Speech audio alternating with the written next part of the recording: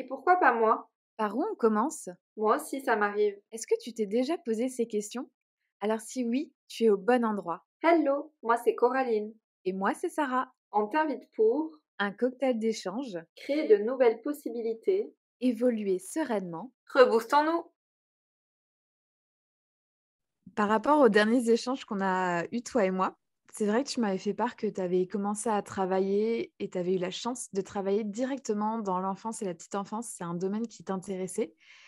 Et du coup, c'est vrai que je me posais la question, mais pourquoi, si tu étais salarié dans le domaine de l'enfance et la petite enfance, comment ça se fait que tu es passé entrepreneur dans ce domaine-là, entre autres?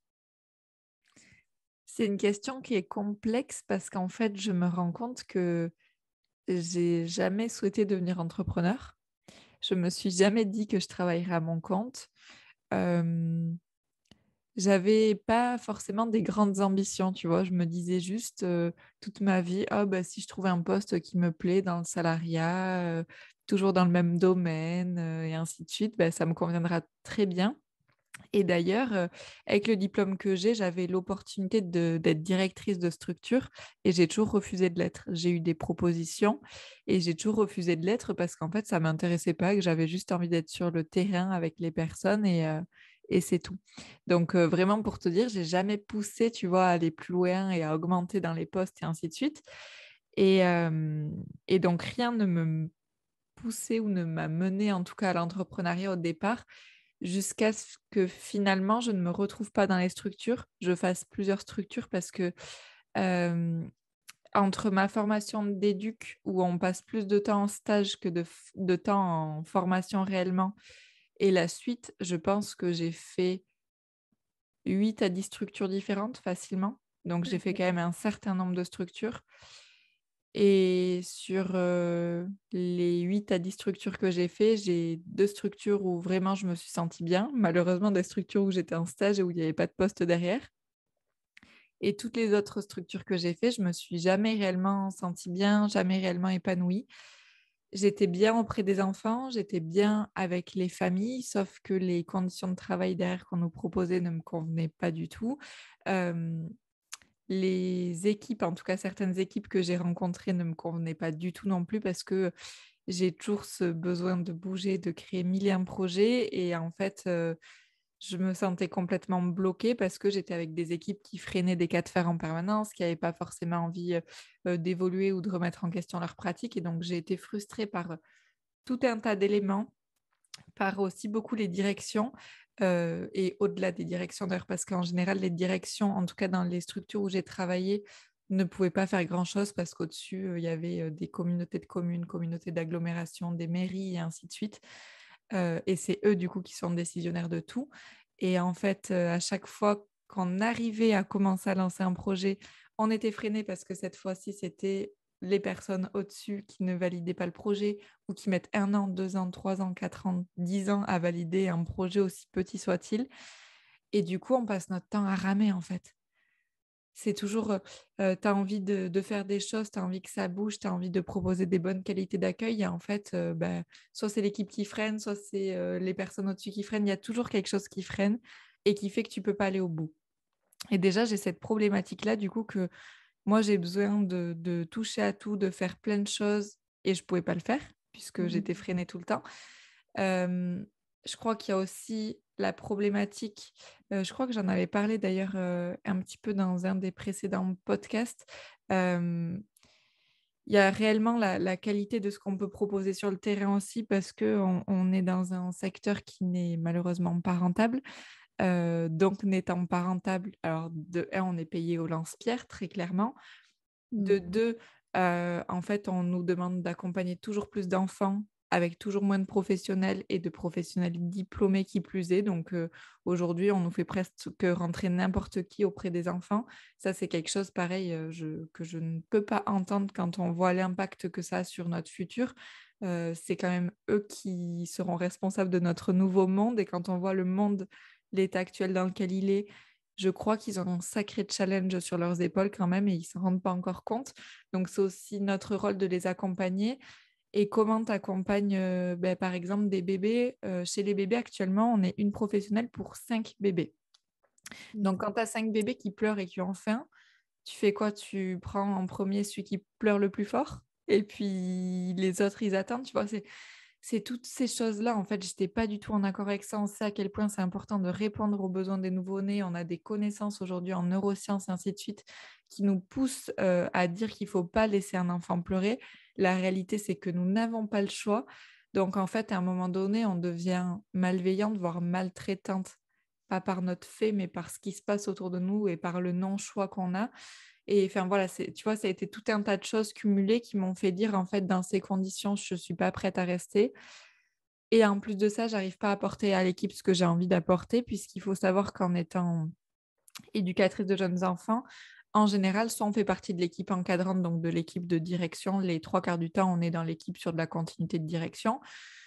Ou alors, on est vraiment entre les deux, mais donc on fait quand même le lien. Et donc, on a une position qui est relativement complexe, puisque à moitié dans la direction et à moitié auprès de l'équipe. Et donc, bon, c'est difficile pour nous de nous positionner, mais c'est aussi difficile pour les personnes en face et notamment pour l'équipe qui a tendance toujours à nous mettre du coup dans le côté de direction. Et forcément, tu te doutes, comme dans toute direction, c'est toujours les personnes qui sont mal vues. Donc, quand tu essayes de dire quelque chose, c'est pas entendu et ainsi de suite. Alors qu'une personne complètement extérieure, par exemple, ça va être entendu très facilement Mm. quand tu as dit la même chose que toi en plus.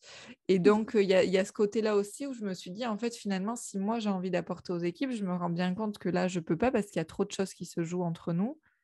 Donc, il n'y a qu'en sortant de tout ça que je vais pouvoir faire bouger les choses. Donc, tu vois, ça a été plein de petites choses, mais en aucun cas l'idée directement de me dire, je vais devenir entrepreneur. Ça, jamais. Ouais. C'est super intéressant d'avoir ton point de vue là-dessus parce que c'est vrai que je pense que la plupart des gens, on se dit, soit on est entrepreneur, soit on ne naît pas entrepreneur et je suis pas totalement d'accord avec ça parce que je pense qu'on peut le devenir et clairement, bah, du coup, c'est ton cas. Tu avais Mhm. pas prévu et prédit que tu allais, devenir entrepreneur, mais je pense que c'est réellement pour moi, c'est la fonction d'un entrepreneur, c'est d'aller créer, ou concevoir ou construire quelque chose qui n'est pas possible dans le salariat.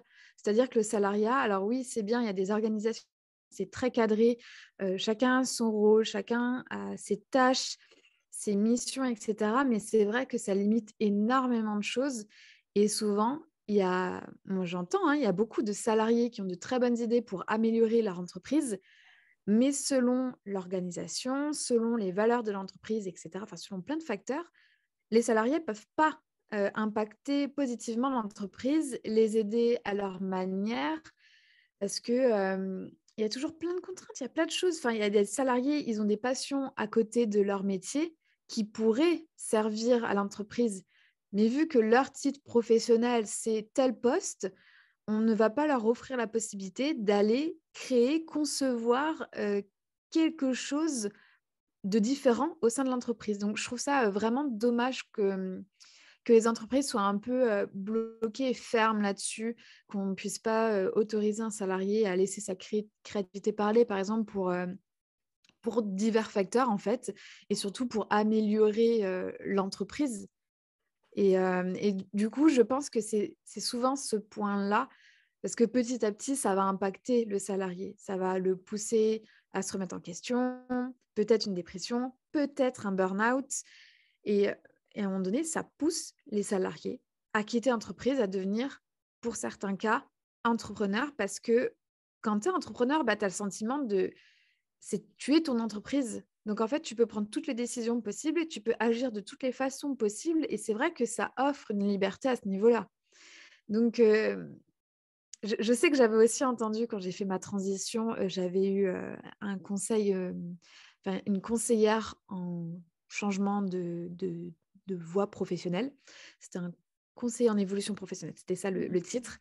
Et en fait, elle m'avait dit: «Non, mais de toute façon, l'avenir, c'est les entrepreneurs. En fait, le système tel qu'il est, il est en train de se détruire petit à petit et j'ai l'impression que c'est les entreprises qui détruisent eux-mêmes leur système parce qu'à force de brider les gens dans leur rôle, dans leur fonction, qu'on ne puisse pas être qui on est pleinement, dans son entreprise, je pense que ça va forcer et pousser les gens à quitter le salariat dans la limite du possible, forcément, parce qu'il y a certains métiers, je pense que ça peut pas totalement être indépendant et encore, ça se trouve, on pourrait créer un système, sur que des entrepreneurs qui interagissent dans des entreprises. Mais voilà, c'est vrai que j'avais eu aussi cet écho-là et je me dis, je pense que, tant qu'on ne trouve pas notre équilibre dans notre vie professionnelle, ça va nous pousser au fur et à mesure à quitter ce domaine du salariat pour, entreprendre en fait et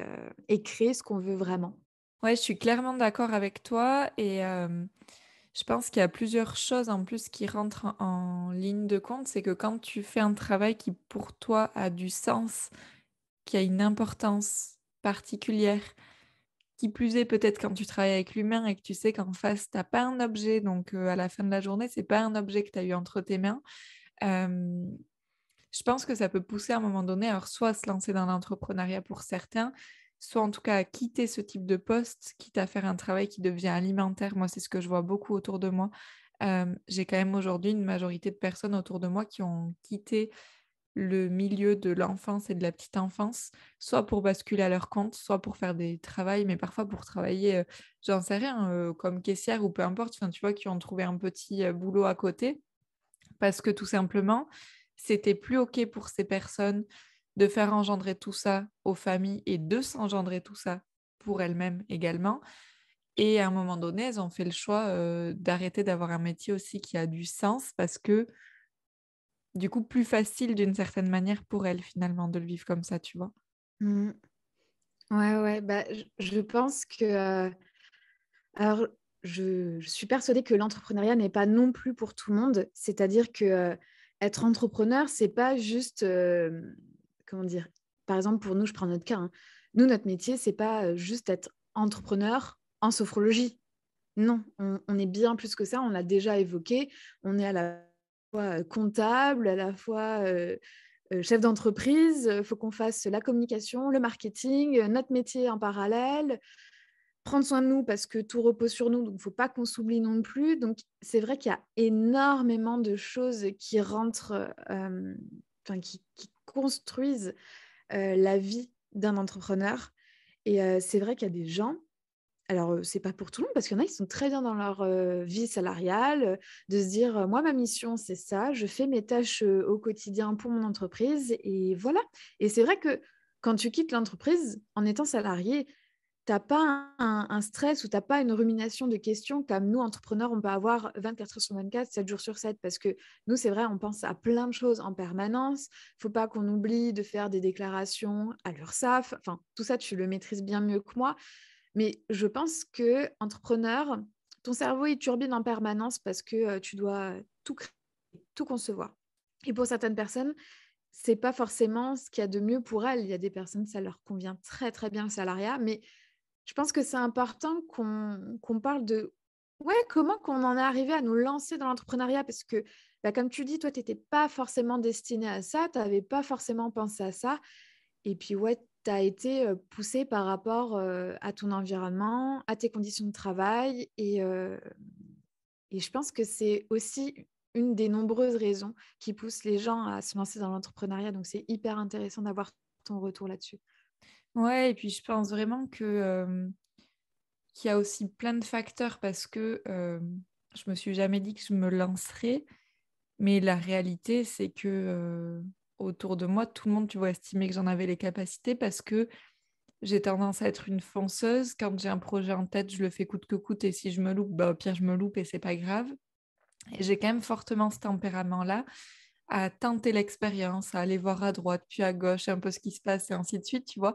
À avoir quand même de l'ambition, alors pas forcément de l'ambition en termes, tu vois, comme je te disais, de poste à haute responsabilité et ainsi de suite. Enfin, j'en avais rien à faire si j'y étais, si j'y étais pas, j'y étais pas. Et à la limite, je préfère même être sur le terrain réellement que être tout là-haut et ne plus être auprès des familles, et ainsi de suite, par exemple, dans le cadre de mon métier. Euh, mais en même temps, j'ai toujours eu des ambitions de me dire, je vais aller pousser plus loin dans les projets de ce qu'on va proposer auprès des enfants. Enfin, tu vois, j'ai quand même quelque chose comme ça. Euh, j'ai toujours eu besoin en fait d'avoir des projets, d'avoir du sens. d'avoir une vision même presque, tu vois, de ce que je vais pouvoir faire, de ce que je vais pouvoir proposer. Et d'une certaine manière, ça correspond quand même vachement à l'entrepreneuriat. C'est juste que bah, réellement, je ne savais pas ce que c'était parce que j'ai personne autour de moi qui l'est. Je crois que c'est la première réponse. J'avais des peurs, comme tout le monde également, puisque ben, aujourd'hui, alors ça le devient, mais jusque-là, c'était quand même pas très reconnu de se lancer dans ce genre de secteur-là. C'est beaucoup plus reconnu d'avoir un CDI dans une boîte classique. Et en soi, c'est très bien hein, pour certaines personnes aussi. Euh, mais donc, j'avais quand même toutes ces peurs, j'avais plein de choses derrière. Et donc, j'étais poussée entre le côté où finalement, je pense que j'ai d'une certaine manière un peu une âme d'entrepreneur dans la création de projets et en même temps, pas du tout sur le côté marketing, communication et ainsi de suite. Tu vois, ça, c'est pas mon cœur de métier, quoi. Hmm. Et je le sens vraiment. Et, euh, et donc, je pense que d'une certaine manière, les personnes qui se poussent à un moment donné ou qui se lancent dans l'entrepreneuriat, c'est quand même malgré tout des personnes euh, qui ont d'une certaine manière une forme d'entrepreneuriat en elles, en fait. C'est vrai. C'est hyper intéressant tout ça parce que bah, justement, là, ma mère m'a fait un retour là-dessus. Elle m'a dit, non, mais avec le recul, l'entrepreneuriat, c'est pour toi. Hmm. Parce que quand j'étais salariée, c'est vrai que j'avais souvent plein d'idées, je voulais améliorer plein de choses, que ce soit le travail en lui-même. Des fois, je faisais beaucoup plus que ce qu'on me demandait. Euh, et au niveau des conditions de vie, c'est vrai que j'avais envie de proposer des choses qui pouvaient aider, changer les mentalités, etc. Et d'être trop bridée, ça n'allait pas. Et il y avait un autre côté de moi. Je suis quelqu'un qui... Je suis une mordue de travail. J'adore travailler. Euh, Travailler, ça n'a... Enfin, ce n'est pas du tout un problème pour moi. J'aime vraiment ça. Et c'est vrai que dans le salariat, soit on abuse de ta gentillesse et de ton travail. Donc souvent, tu fais des heures en pensant que tu vas être récompensé ou tu fais plus de boulot en pensant que tu vas être récompensé ou alors au moins remercié pour ton travail, ce qui n'est pas très souvent le cas. Je ne vais pas faire une généralité en disant jamais, mais c'est pas très loin. Donc soit ouais, on profite de toi, soit tu peux carrément rien faire. Et surtout, moi, donc du coup, vu que je suis une travailleuse, je fais largement mon boulot et je ne supporte pas d'avoir quelqu'un au-dessus de moi qui vient au-dessus de mon épaule vérifier si le travail est fait. Alors ça, c'est quelque chose, je n'ai jamais supporté ça.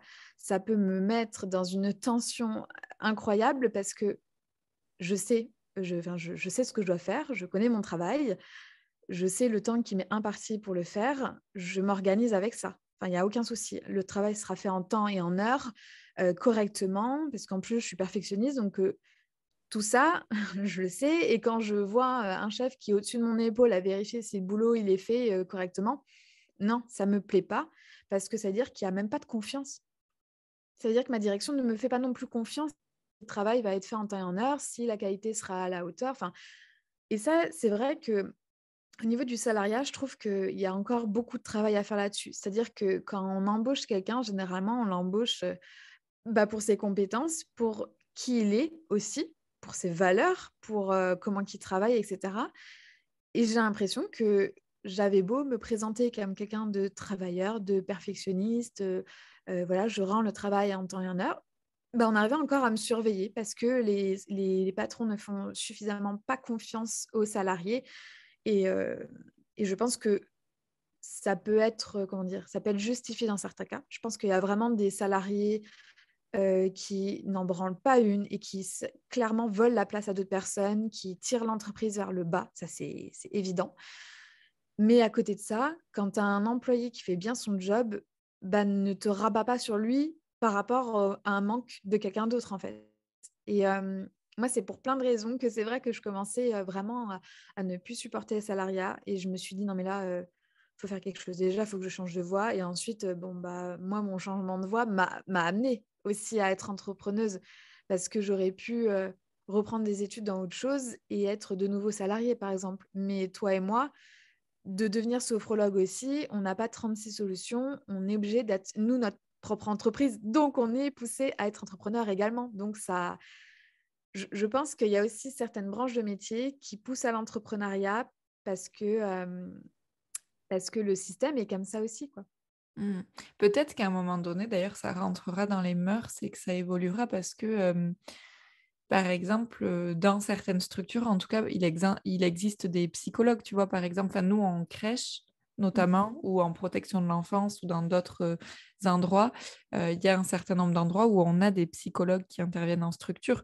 Peut-être un jour des sophrologues aussi et ces gens-là, il y en a certains qui sont à leur compte, mais moi, j'ai vu aussi des structures où tu as un psychologue qui est salarié à l'intérieur de la structure également, donc je me dis que ça évoluera peut-être avec le temps, mais c'est vrai que tous ces métiers-là qui sont dans le domaine, du bien-être, du mieux-être et ainsi de suite, c'est quand même majoritairement des métiers qui se font, à notre compte et en même temps, au départ, tu vois, enfin moi, mais vraiment jusqu'au bout, hein, quand je me suis lancée pour faire une formation de sophro, mais je me suis toujours pas dit que j'allais me lancer à mon compte, hein.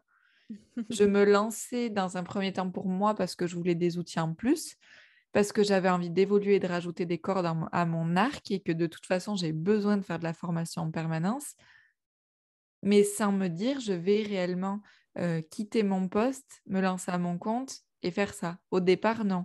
Au bout de quelques séances, très rapidement, franchement. Au bout de 3-4 week-ends de formation, je savais que je partais et au bout de 6 week-ends, je crois que j'étais partie pour te dire, hein. Après tout s'est enchaîné, hein. Mais sur les premiers temps, j'ai pas su réellement que j'allais me lancer à mon compte. Je savais juste pas ce que j'allais faire.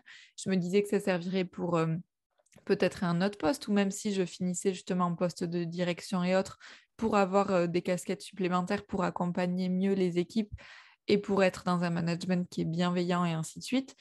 Mais à aucun moment, je me suis dit: «Je vais me lancer». Enfin, je pense que vraiment été la nana qui a poussé, poussé, poussé. Tout me poussait à me lancer dans l'entrepreneuriat et en même temps, je me disais: «Non, je fais juste ça comme ça». Je pense que je me voilais peut-être la face aussi, tu vois, d'une certaine manière, je sais pas. Ouais et du coup, pour recontextualiser un petit peu tout ça, donc tu étais salariée quand tu as démarré ta formation en sophrologie Mmh. et c'est au cours de ta formation que tu t'es dit: «Là, il va y avoir un changement de situation», c'est ça? Ouais, c'est ça. En gros, j'étais salariée, donc j'ai commencé ma formation de sophro, hem, en septembre, au mois de septembre, 2019, je sais plus, 2018-2019, bon, je me souviens plus. En tout cas, au mois de septembre, j'ai commencé ma formation de sophro. Au mois de décembre, je me suis dit: «OK, c'est clair et net, mon poste, je vais le quitter, je vais me lancer dans l'entrepreneuriat» et au mois de février, j'ai quitté mon poste. Ouais. Donc tout s'est enchaîné en fait entre décembre et février, il y a eu un switch, voilà assez important, très rapidement. Mais en tout cas, ouais, avant ça, je l'avais pas forcément déterminé. Après, je peux pas dire que ça a jamais été dans un coin de ma tête, c'est pas vrai, tu vois?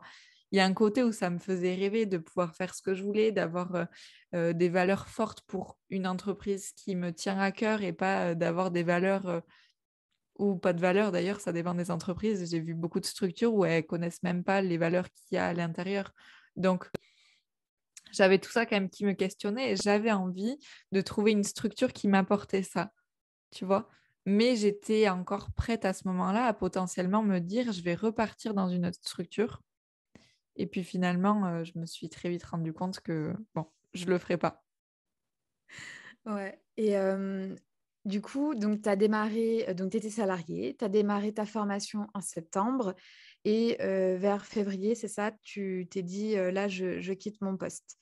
Mais Je du l'ai coup quitté en février. ouais, donc tu t'es retrouvée, sans emploi. Comment que ça s'est passé pour toi à ce niveau-là? Quelle démarche tu as entamée? Enfin, je me dis que ça peut peut-être intéresser et aider des personnes à se dire, «Bah, c'est fait de telle manière, ça m'a amené à ça». Enfin, je pense que c'est bien d'avoir un retour sur pas mal, Mmh. de parcours parce que ça peut, encourager, aiguiller et c'est super intéressant. Ouais, ouais, carrément, la première chose, c'est que je pense que c'est important de le dire parce que, bon, ça dépend de chaque personne, mais je crois que c'est quelque chose qui se réfléchit un minimum. Alors je vais pas mentir et vendre du rêve parce que moi j'ai pas réfléchi longtemps, donc je suis pas le bon exemple à prendre du tout. Mais je crois que ça se réfléchit un minimum en fonction de la situation de chacun, des ressources, et je parle principalement financières de chacun également parce que, forcément c'est quelque chose qui fait peur et ainsi de suite. Des possibilités aussi de quitter son emploi Moi, j'ai eu la chance de pouvoir toucher mon chômage en quittant mon poste, ce qui n'est pas forcément le cas de tout le monde. Ça va dépendre de tout un tas de facteurs. Donc, je pense qu'il y a ça qui est à prendre en compte. Il y a potentiellement, enfin, tu vois, je sais pas, moi, j'ai pas d'enfant et ainsi de suite. Donc, les questions que je me pose actuellement, je me les pose que pour moi. Mm. Donc, je pense qu'il y a aussi, enfin, en tout cas, pour moi, c'est plus simple de le faire comme ça. Je sais que si j'avais eu des enfants, si tu as 2 enfants ou 3 enfants derrière, tu te dis peut-être, bon, je réfléchis à 2 fois, je mets plus d'argent de côté ou j'en sais rien. Moi, si tu veux, du coup, en 2 mois, j'ai su que j'allais partir. Donc, clairement, j'ai rien préparé. J'ai pas eu le temps de me préparer à partir et à me dire, je sais pas où j'irai. Mais parce que derrière, j'avais les ressources nécessaires pour payer mon logement, payer mes factures et ainsi de suite. Et en même temps, ben, j'avais pas la problématique de devoir subvenir aux besoins d'une personne, enfin, d'un enfant ou d'un petit être ou peu importe, sauf de mes chats, mais ça va, c'est pas ce qui coûte le plus cher, donc c'est bon. Donc je pense que ça, c'est la première des choses à prendre en compte, vraiment le réfléchir, le mûrir un minimum. Je pense que l'idée, c'est pas non plus de se poser des questions pendant 3 ans, parce qu'on peut aussi se poser des questions toute sa vie et ne jamais se lancer. C'est pas là, mais c'est juste réfléchir et peut-être poser les étapes pour partir. Mm. Peut-être que pour certaines personnes, ça va être, je sais que j'ai envie de partir, je me laisse 1 an et pendant 1 an, je mets tout ce que je peux de côté et ainsi de suite pour être sûre, tu vois, par exemple, de me sentir bien au moment où je pars. Et dans 1 an, à telle date, je fixe mon départ. Pour d'autres personnes qui n'ont pas ce besoin-là, bah, peut-être que finalement, elles vont partir directement ou du jour au lendemain ou sans se poser de questions. Ça va être à réfléchir en fonction de chacun. Je pense qu'il faut avoir un minimum, un plan dans sa tête, même si tu sais pas exactement où tu vas. Et après, feeling. Enfin, pour moi, c'est feeling, feeling, intuition. Je m'écoute et puis je vois où je vais. Et la réalité en plus, c'est que donc j'ai quitté mon poste le 28 février et je ne me souviens plus combien, mais mi-mars, nous avons été confinés.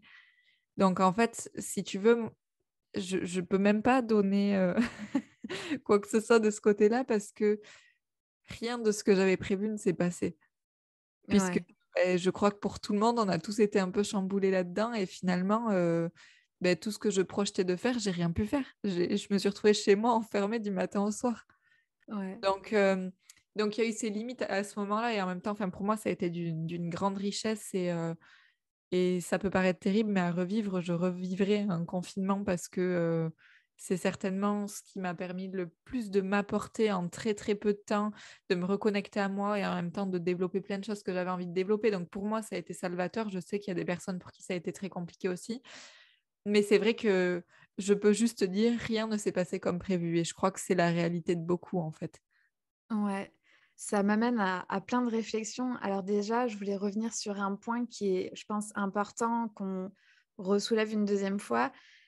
C'est si vous avez un projet, un changement, enfin, vous souhaitez faire un changement de carrière, etc., faut prendre votre environnement et votre contexte en question. En fait, c'est hyper important parce que notre parcours, comme tu le dis, tu n'avais pas des enfants à charge. Donc, c'est vrai qu'il y a un poids en moins que d'autres n'ont pas forcément à gérer. Voilà, si vous êtes jeune maman ou alors vous avez déjà votre famille, c'est sûr qu'il va falloir prendre en considération l'éducation de vos enfants, aussi le prix que ça coûte. C'est horrible de dire ça, mais c'est vrai. Avoir des enfants, c'est un coût financier et faut pleinement être conscient que quand vous allez quitter votre emploi, il va y avoir sûrement des périodes creuses et il faut prendre ça en considération. C'est pas pour vous faire peur, mais c'est juste pour que vous ayez la réalité en face, que vous sachiez qu'il va y avoir des moments qui vont être très compliqués, mais si vous le souhaitez vraiment, vous allez trouver toutes les ressources nécessaires pour contrer ça.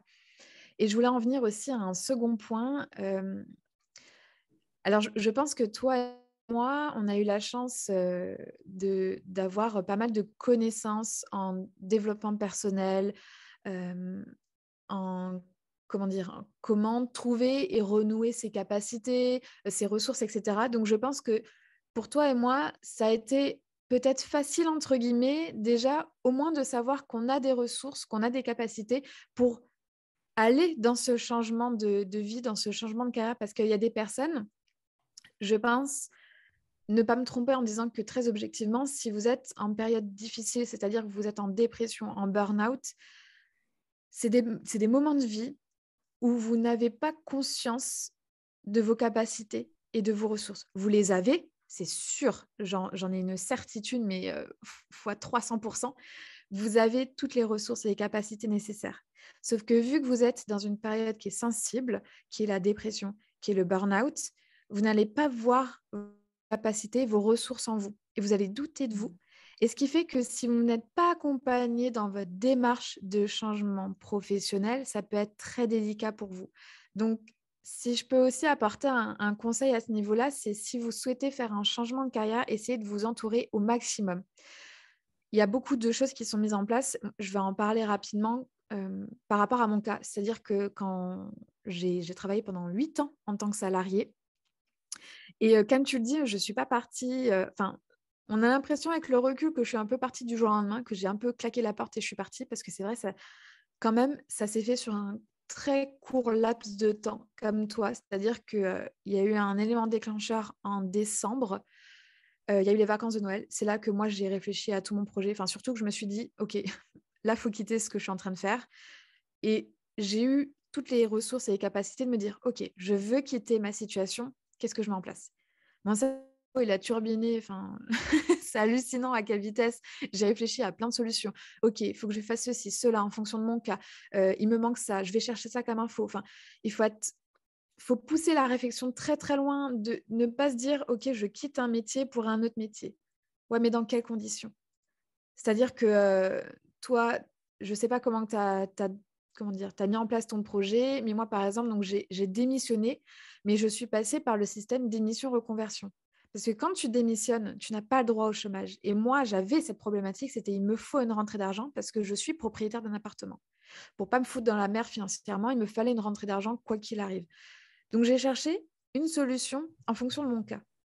Donc, j'étais salariée, j'avais une rentrée d'argent. Ma contrainte, c'était de récupérer une rentrée d'argent. Donc, il fallait du chômage. Mais comment, en démissionnant, tu peux récupérer un chômage? Pouf, j'ai fait mes recherches. J'ai découvert qu'il y avait des missions reconversion, un système qui est mis en place par l'État. Alléluia. Et donc, ça m'a permis de pouvoir démissionner et d'être également au chômage, chose qui n'est possible, enfin, qui n'est pas possible. Mais alors, pour ça, il faut justifier d'une reconversion. Une reconversion, ça tombait bien parce que je quittais mon emploi pour un autre. Donc, en fait, voilà, c'est vraiment, si vous avez un projet en tête, allez creuser un maximum dans toutes les choses qui sont mises en place pour vous aider ou dans ce que vous voulez faire. Et donc, moi, je suis passée par là, j'ai eu ma rentrée d'argent, j'ai pu démissionner, ça s'est fait très, très vite. Mais ça, c'est pour mon cas à moi. Mais je vous en parle parce que c'est quelque chose, j'étais pas du tout au courant de ce système démission-reconversion. C'est quelque chose qui a été créé, il me semble, en 2019. C'est très récent et je pense pas que tout le monde soit au courant de ce système-là. Alors, par contre, j'ai mis un petit avertissement avant. Je vous en parle parce que c'est possible, mais attention, comme pour tout, il faut respecter certaines conditions. C'est quelque chose qui est mis en place par l'État, donc forcément, ça va être contrôlé et vous devez répondre à pas mal de critères. Si ça vous intéresse, je vous invite à aller vous renseigner sur le site des missions reconversion qui est proposé par le gouvernement. J'insiste aussi sur le gouvernement parce que ne tombez pas sur des sites frauduleux parce que on le voit, nous, quand on est en formation, voilà, quand on effectue des formations, même quand on est dans un travail, il y a énormément d'arnaques qui se font avec le CPF, des choses comme ça. Donc, faites très attention aux sites sur lesquels vous allez pour vous renseigner. Faites attention aussi à vos données. Enfin, bon, on ne va pas faire un podcast là-dessus, mais faites quand même bien attention. Et mais même s'il y a des conditions, des contraintes, etc., si vous les remplissez, mais ça vous donne une porte de sortie. Donc, essayez de creuser un maximum. Renseignez-vous auprès de professionnels qui sont déjà dans le milieu que vous souhaitez aller. Ça peut aussi vous aiguiller parce que vous aurez un retour d'expérience, un retour d'apprentissage. Parce que voilà, moi, quand j'ai effectué mon changement de carrière, je me suis orientée vers Coraline. On en a rapidement parlé dans d'autres podcasts, mais c'est vrai que je l'ai contactée pour avoir son retour d'expérience, savoir comment qu'elle vit son métier de sophrologue. Donc, n'hésitez pas. Renseignez-vous sur Internet, creusez un maximum pour savoir comment vous allez quitter votre emploi de salarié pour aller dans l'entrepreneuriat ou alors pour quitter un métier pour un autre, pour faire une reconversion, peu importe que ce soit salarié vers entrepreneuriat ou métier à métier. Renseignez-vous un maximum sur internet et allez auprès des professionnels. N'hésitez pas à rentrer en contact avec les professionnels, à leur poser plein de questions parce que, bah, on a même de répondre, en fait. Oui, et puis je pense que c'est vraiment salvateur. Ça va permettre aussi aux personnes de réfléchir et d'être sûres de ce qu'on a envie de faire parce que parfois, entre ce que l'on pense que c'est comme métier et ce que c'est réellement ou les contraintes qui vont avec, et ben, alors nous, on va parler par rapport à ce qu'on connaît, mais par exemple, par rapport au métier de sophrologue, on sait pertinemment qu'il faut être à notre compte si on veut le faire. Donc, ça engage beaucoup de choses derrière. C'est pas juste faire de la sophrologie, parce qu'en fait, la réalité, c'est qu'avec tout ce qui est à côté, la sophrologie n'est qu'une partie de ce qu'on fait finalement. Et je sais pas à combien de pourcents, hein, mais en tout cas, au départ, quand tu te lances et tout, moi, je passais plus de temps dans les autres casquettes que dans celle de mon cœur de métier finalement. Et donc, il faut aussi être prêt à ça. Et je pense que c'est vraiment important du coup de se poser les bonnes questions et de poser les bonnes questions autour de soi à des personnes qu'on connaît ou pas d'ailleurs. Hein, parce que en effet, comme tu le disais par exemple, toi, tu m'as contacté et on se connaissait pas. Faut pas hésiter aussi à aller à la rencontre des gens et la majorité des personnes seront OK et ouvertes à répondre. Donc, je pense que ça peut vraiment être un bon point. Et moi, je me posais une question par rapport à toi.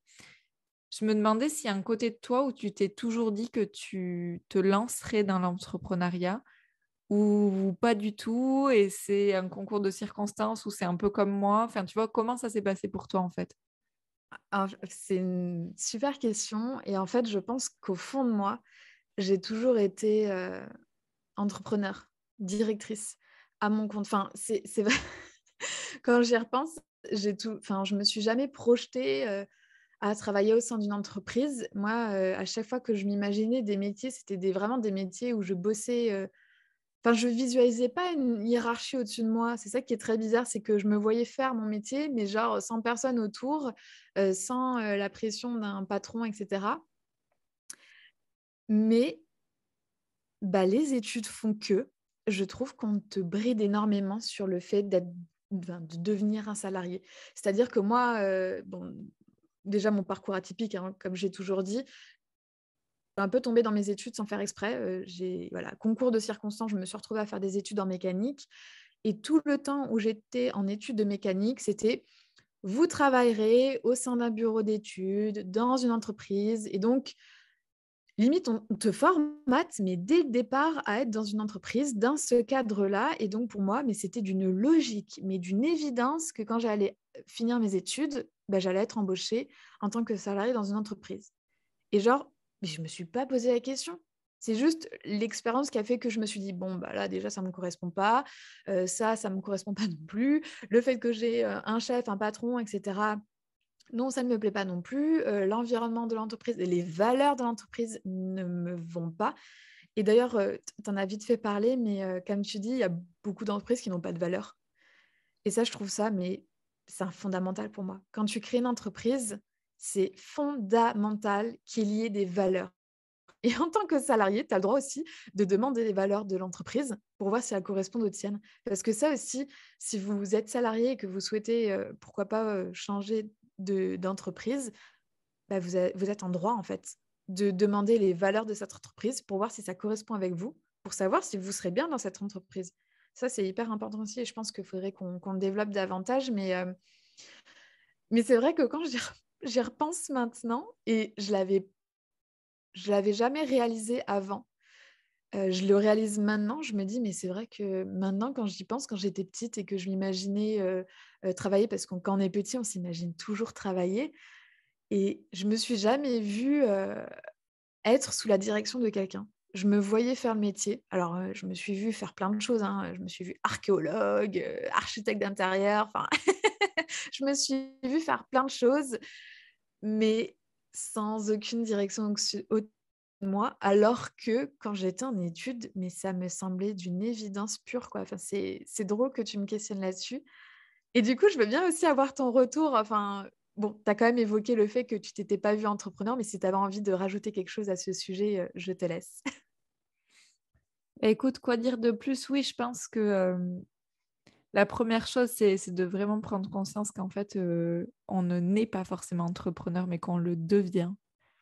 parce que finalement, c'est ma réalité à moi, même si d'une certaine manière, on trouve toujours des choses qui nous font penser qu'on aurait pu le devenir et le savoir dès le départ.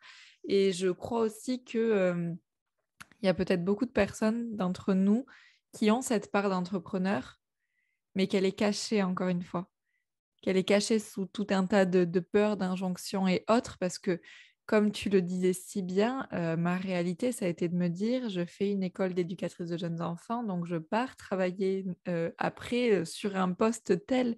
Et en fait, quand je suis sortie d'études, euh, il y avait, alors il y en avait déjà quelques-unes, mais très très peu, ça n'existait quasiment pas de faire le métier que je fais en libéral.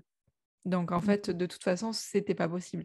Je pouvais pas être éducatrice en libéral. En tout cas, à ce moment-là, ça me paraissait pas possible.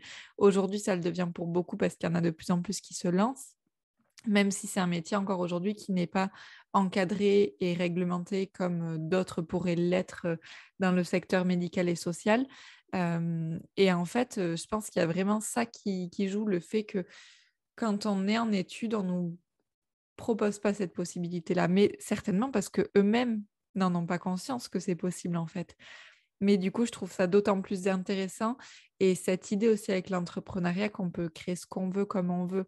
Moi, tu vois, ce qui m'a toujours intéressée et passionnée, enfin, ce qui a toujours en tout cas fait sens le plus fort dans ma tête, c'est que j'adore accompagner les enfants, j'adore accompagner les familles, mais ce que j'aime plus que tout, c'est accompagner les équipes pour avoir des bonnes répercussions auprès des enfants et des familles derrière, si tu veux. Mm. Et donc, mon cœur de métier, j'avais envie que ce soit ça. Sauf que dans le quotidien du travail, c'est pas du tout le cas. C'est pas possible, en tout cas, de ne faire que ça, sauf à la limite sur un poste de direction. Et encore que, enfin, moi, je trouvais qu'il y avait plus de merde à gérer que de choses sympas à gérer sur ces postes-là, tu vois. Et, euh, et donc là, en sortant, en fait, ça m'a permis de créer mon métier comme je le souhaitais et de développer les parties que j'avais envie de développer. Et peut-être qu'un jour, je reviendrai plus auprès des enfants et ainsi de suite, quoique j'ai pas complètement arrêté puisque je travaille en saison. L'été, je travaille auprès des enfants en parallèle aussi. Donc, j'ai d'autres petites choses à côté.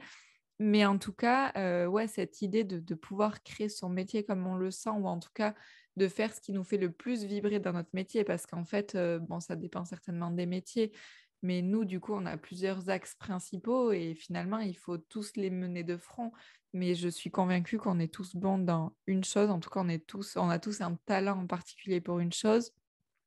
Moi, c'est notamment pour fédérer les gens autour de certaines idées, tu vois. Donc, ça fonctionne bien forcément auprès des équipes.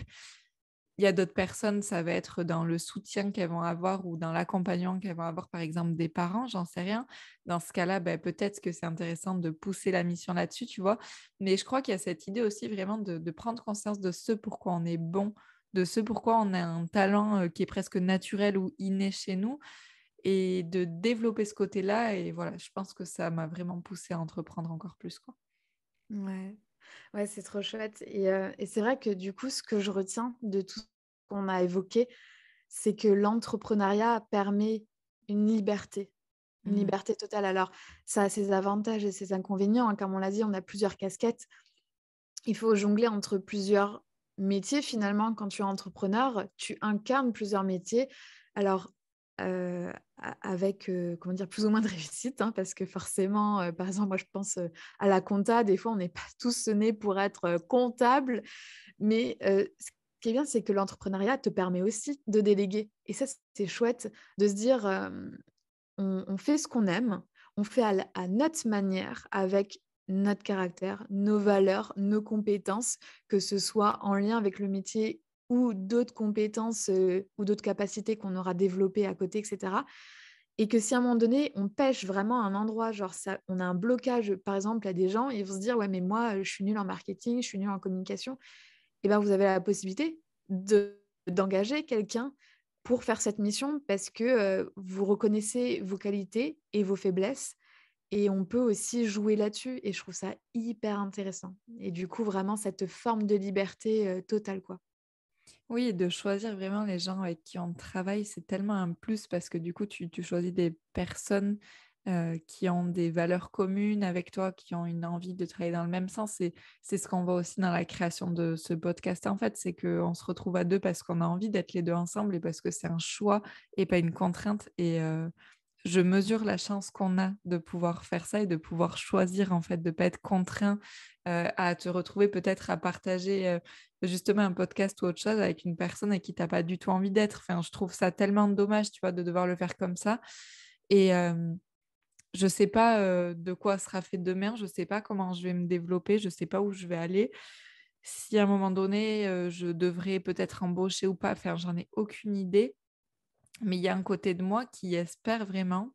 Alors, je sais pas ce que je ferai vraiment, et je sais pas ce que je proposerai aux gens, mais qu'à un moment donné, je vais pouvoir développer suffisamment pour embaucher des personnes et avoir des personnes qui bossent avec moi, ou alors des freelances, peu importe, et qui ont des valeurs fortes qu'ils ont envie de défendre à mes côtés parce que je crois que c'est vraiment une des choses les plus importantes à avoir et une vision commune, tu vois, un pourquoi peut-être qui est commun d'une certaine manière ou une envie de faire mieux, de faire évoluer ce monde dans le même sens. Et juste en ayant cet objectif-là, peu importe la place que tu as dans l'entreprise, si on a tous le même objectif, je pense qu'on peut vraiment faire de belles choses. Et c'est ce que je peux voir pour certaines entreprises aujourd'hui, même si elles se font encore rares. Et c'est ce que je me souhaite sur du long terme, en fait. Bah écoute, en tout cas, moi, je te le souhaite fortement également. Et pour terminer ce podcast, je voulais peut-être que tu reviennes dessus ou que tu ajoutes un complément, enfin, comme tu le souhaites. Mais si tu avais un ou plusieurs conseils à donner aux personnes qui nous écoutent et qui souhaitent se lancer dans l'entrepreneuriat, bah, qu'est-ce que tu leur conseillerais? Le premier conseil, c'est lance-toi et fais-toi confiance. En fait, juste si tu sens au fond de toi que tu as envie de faire ça, fais-le et arrête de te poser des questions. On en parlait dans le dernier podcast, mais qu'est-ce qui est pire en fait? Est-ce que c'est pire de ne jamais se lancer et de se retrouver à la fin de sa vie en se disant, ben, en fait, j'ai fait toute ma vie quelque chose qui ne me plaisait pas? Ou est-ce que c'est pire de se lancer, d'expérimenter, de s'enrichir d'une expérience qui est folle parce que tu n'apprendras jamais autant que de cette manière-là. Ça, c'est une certitude, je peux vous l'assurer. Euh, et au mieux, ça fonctionne et c'est génial. Et au pire, ça ne fonctionne pas et ça aurait été une expérience magique. Et à la fin de ta vie, tu te diras, ben, je l'ai fait en fait. Peu importe l'issue, je l'ai fait. Donc, je crois que ça, c'est mon premier conseil. Lance-toi, quoi qu'il en soit. Chacun avec ses ressources, chacun a des moments différents, comme on le disait bien évidemment. Le fait d'avoir des enfants, j'ai quand même envie de revenir dessus, ça n'empêche pas de se lancer, qu'on soit bien d'accord, hein. Tout à l'heure, on en parlait rapidement. Je veux juste remettre un petit point dessus. En aucun cas, on dit que ça empêche de se lancer, simplement peut-être que ça se réfléchit davantage. Et encore que, je pense qu'il y en a aussi qui sautent dans le vide et pourquoi pas. En soi, chacun fait comme il le veut. Mais en tout cas, pour moi, il n'y a aucune excuse à ne pas se lancer. Tout le monde peut se lancer à des moments différents. Enfin voilà, ça doit être réfléchi pour certains plus que pour d'autres et ainsi de suite. Et là, si je devais dire autre chose, je crois, c'est encore une fois, et on y reviendra tout le temps, c'est fais-toi accompagner si tu en ressens besoin. Parce que des peurs, on en a tous, des injonctions, on en a tous, des blessures, on en a tous, et ainsi de suite. Et parfois, c'est ce qui nous bloque à aller plus loin, et c'est normal, et c'est OK. Et je les ai traversées, et je pense, Sarah, que tu les as traversées aussi. Euh, et à un moment donné, c'est comment on fait pour passer outre. Pour certaines personnes, ça va être facile. Pour d'autres, ça va être plus compliqué, et il y aura besoin de temps, besoin d'aide, besoin de soutien. Mais entourez-vous, faites-vous accompagner, que ce soit par un thérapeute, que ce soit par une personne spécialisée en reconversion professionnelle, que ce soit par des organismes, des associations, enfin, peu importe par qui, mais juste faites-vous accompagner parce que vous pouvez le faire, mais que seul, on va plus vite et ensemble, on va beaucoup plus loin. Vraiment, je crois que je resterai là-dessus en dernier. Et je vais te laisser du coup à ton tour nous dire si tu avais un, deux, trois conseils, des petites choses à donner aux personnes qui nous écoutent.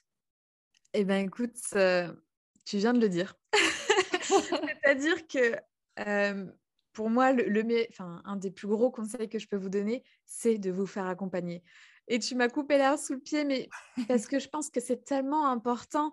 Et même, faites-vous accompagner tout au long de votre vie, peu importe ce qui se passe dans votre vie, que vous changiez ou pas de métier, que vous souhaitez vous lancer ou pas dans l'entrepreneuriat, peu importe, faites-vous accompagner tout simplement parce que ça fait du bien. En fait, ça fait du bien parce qu'on y voit plus clair et surtout, on prend conscience de plein de choses. Nous, dans notre quotidien, je dis nous parce qu'on l'est tous, hein, on est tous tellement pris par notre routine, tellement pris dans un engrenage, qu'on soit, entrepreneur ou salarié, peu importe, hein, je parle vraiment en généralité.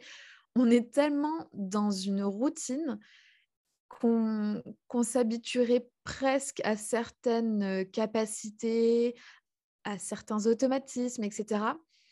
Alors qu'en fait, on est juste créateur de notre vie. Déjà, il faut se rappeler ça, on est tout, on est un tout, on est, bien plus qu'un esprit, un corps, enfin on est, ultra puissant et je trouve ça important de vous faire accompagner parce que avoir une personne extérieure à votre vie, du quotidien va vous apporter ou vous faire revoir des capacités, des compétences que vous avez peut-être enfouies ou qui sont là, mais vous ne les voyez plus. Pour plein de raisons, vraiment, faites-vous accompagner, comme tu l'as dit, par des coachs. Si vous avez besoin d'un coach pour une reconversion, mais prenez un coach pour reconversion. Si vous avez besoin d'un sophrologue pour un mieux-être, pour développer des compétences, eh ben, on est là. On est là pour ça. Allez voir le thérapeute ou le spécialiste qui va, répondre le mieux à votre demande, vos problématiques et cetera. Mais j'insiste et je pense que tu l'as tellement bien dit, faites-vous accompagner, peu importe où vous en êtes dans votre vie et ce que vous souhaitez faire, mais ça fait toujours du bien. Déjà, ça vous libère l'esprit et quand vous avez l'esprit libéré, et ben, vous allez créer, vous allez penser à d'autres choses, voir le champ des possibles qui s'ouvre devant vous et ça va être magique pour vous. Donc vraiment, ça, c'est mon plus gros conseil et je reprends l'autre conseil que tu as dit, mais parce qu'il me semble tellement évident. Mais oui, mais faites-vous confiance, écoutez-vous, écoutez cette petite voix intérieure qui vous dit: «Allez, vas-y, fais ça, fais-toi confiance». Mais parce que c'est vous qui vous dites ça, donc allez-y, faites-vous confiance, quoi. Et si vous n'avez pas totalement confiance, bah, encore une fois, faites-vous accompagner parce que les accompagnateurs, ils vont vous rebooster là-dessus. Donc voilà, je trouve que c'est les meilleurs conseils qu'on peut donner et on peut terminer là-dessus parce que je pense que, c'est vraiment, pour moi, c'est ça, c'est la base. Avec grand plaisir. Du coup, on vous attend dans les commentaires. On espère que cet épisode vous a plu. N'hésitez pas à nous partager aussi votre point de vue par rapport à tout ça, peut-être là où vous en êtes. Est-ce que vous avez déjà fait une reconversion, que ce soit dans l'entrepreneuriat, dans le salariat, peu importe, encore une fois, on parle de tout. Alors, on accentue sur l'entrepreneuriat parce que c'est ce qu'on fait nous, et donc on parle de nos expériences, mais ça vaut pour tout, comme on a pu le dire tout au long. Donc, on attend vraiment vos retours avec plaisir et on vous dit à très vite. À très vite!